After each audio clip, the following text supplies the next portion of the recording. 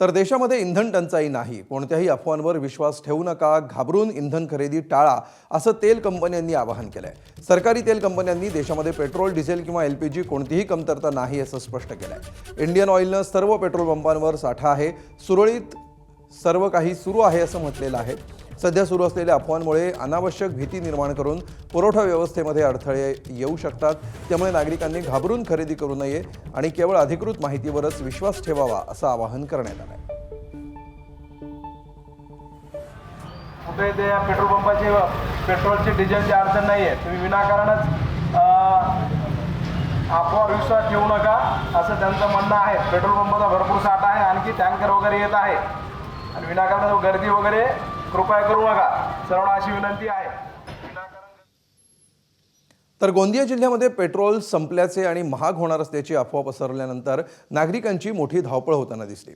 अनेक वाहन चालकांनी रात्री उशिरापर्यंत पेट्रोल पंपावर गर्दी केली, तर पहाटेपासून पुन्हा नागरिकांनी मोठी गर्दी केली आहे। त्यामुळे जिल्ह्यातल्या अनेक पेट्रोल पंपांवर साठा नसल्याच्या पाट्या लावण्यात आल्या आहेत। मात्र इंधनाचा तुटवडा नाही, नागरिकांनी अफवांवर विश्वास ठेवू नये असं आवाहन जिल्हाधिकाऱ्यांकडून करण्यात येत आहे।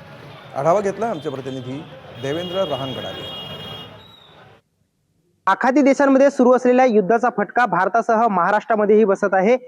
सुरुवातीला गॅसचा तुटवडा निर्माण झाल्याचे भासविण्यात आले होते आणि आता त्यानंतर इंधन तुटवडा असल्याच्या अफवा पसरू लागल्या आणि त्याच्यामुळे गोंदिया जिल्ह्यातील पेट्रोल पंपांवर रात्रीपासूनच मोठी गर्दी ग्राहकांनी करायला सुरुवात केली होती।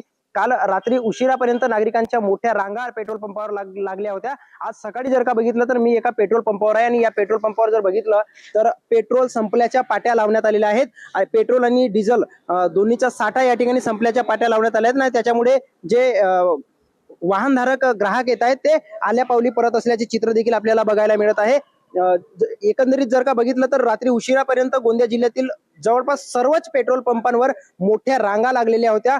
आज सकाळी देखील काही ठिकाणी रांगा लागल्याचे चित्र बघायला मिळाले आणि याच्यामुळेच जे ग्राहक आहेत त्यांनी जो 2 दिवस पुरेल इतका साठा होता, मात्र ग्राहकांनी मोठ्या प्रमाणात पेट्रोल भरल्यामुळे तो साठा अवघ्या 7 ते 8 तासामध्ये संपला असून आता पेट्रोल पंप अनेक पेट्रोल पंप बंद पडलेले आहेत। देवेंद्र रहांगडाले, एबीपी माझा, गोंदिया। एबीपी माझा, उघडा डोळे बघा नीट।